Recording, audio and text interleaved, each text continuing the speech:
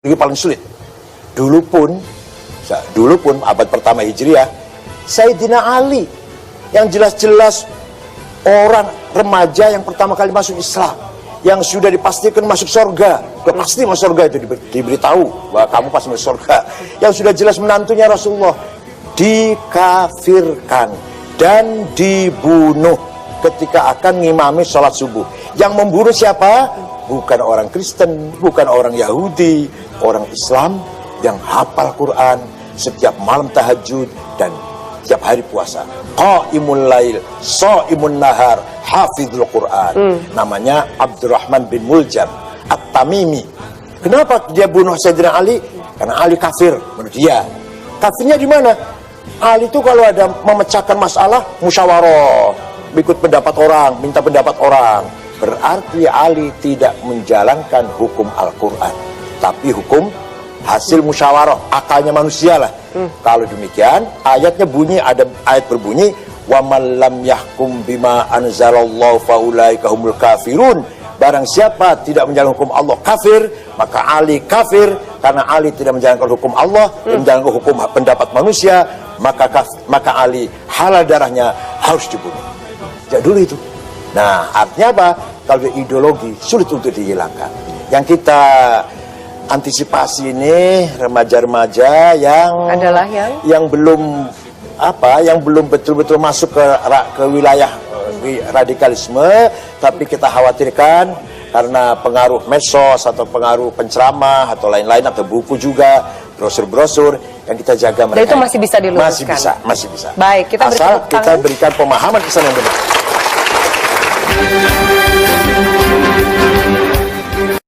NU sebagai organisasi Islam Ahli Sunnah wal Jamaah maka mempunyai visi misi yang sangat prinsip, yang tidak berubah dulu, sekarang, dan sampai kapanpun.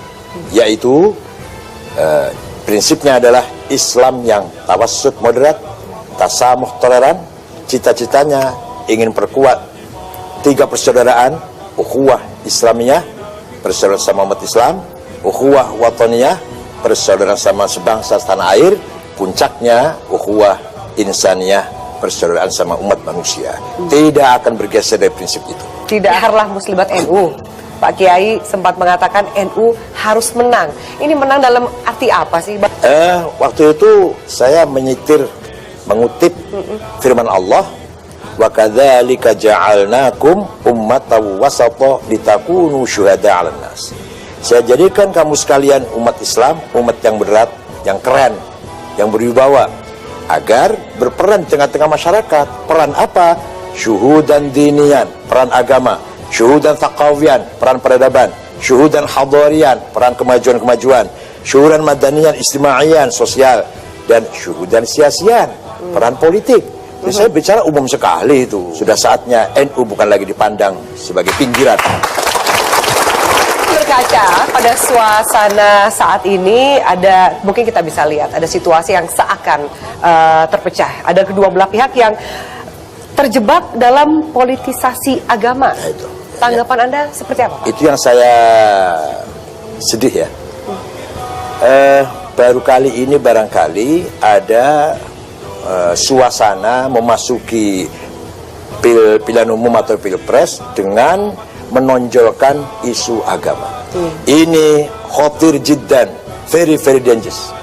Karena kalau sudah agama dijadikan alat untuk kepentingan politik, itu berarti meremehkan agama, tidak menghormati agama, mengotori agama. Agama merupakan wahyu samawi yang membawa nilai universal untuk membangun masyarakat yang sejahtera, hidup dengan damai, nyaman. Ketika digunakan untuk kepentingan alat politik, pasti akan terjadi polarisasi, bahkan lebih dari itu saling menghina, lebih lagi saling mengkafirkan. Jangankan, mohon maaf, jangankan Pak Jokowi, saya pun sering dikafirkan orang.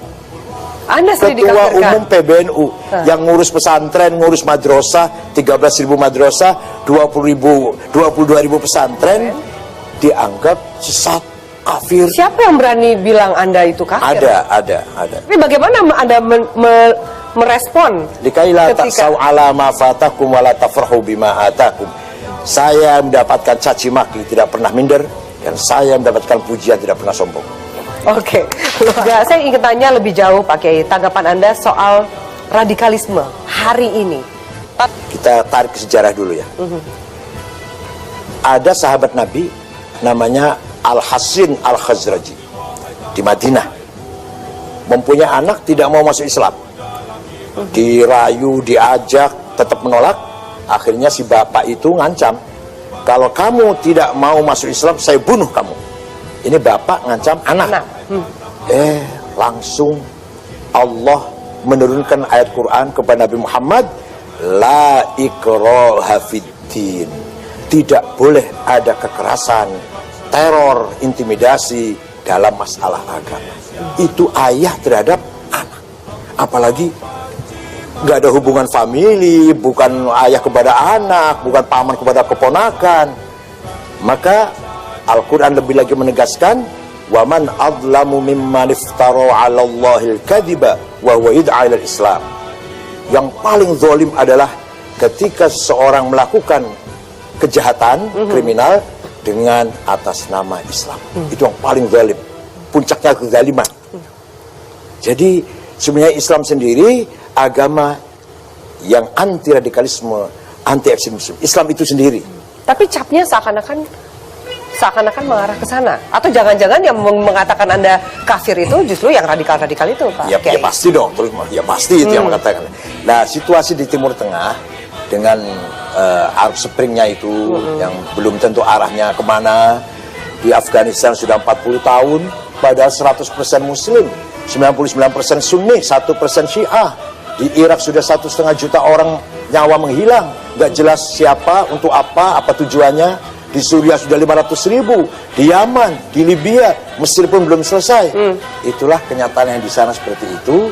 Kemudian dengan mudahnya komunikasi, dengan kemajuan medsos ya itu, maka mudah sekali pengaruh dari Timur Tengah masuk ke kita. Sebenarnya karakter umat Islam Indonesia santun, ramah, toleran, beradab, berbudaya. Hanya karena terpengaruh sesaat oleh kemajuan teknologi dengan medsos ini, sebagian kecil sebenarnya, very small group yang terpengaruh oleh keadaan Timur Tengah. Jadi kondisi Islam di Indonesia hari ini? Ada sebagian kelompok yang memang radikal. Ada, itu kenyataan, nggak bisa kita... Dan mereka militan dan mereka gencar. Ya, kuatkah kita menahan... Teroris pun ada, paling radikal. Terorisme ada di Indonesia. Yang jelas jaringannya keluar, line up-nya keluar negeri. Ada jihadi, ada takfiri, ada lain-lain. Maka sering saya katakan, teologi kita dari Arab, Nabi kita orang Arab, Quran bahasa Arab, syariat kita sholat bahasa Arab, ya. Tapi budaya kita jauh lebih mulia daripada budaya Arab.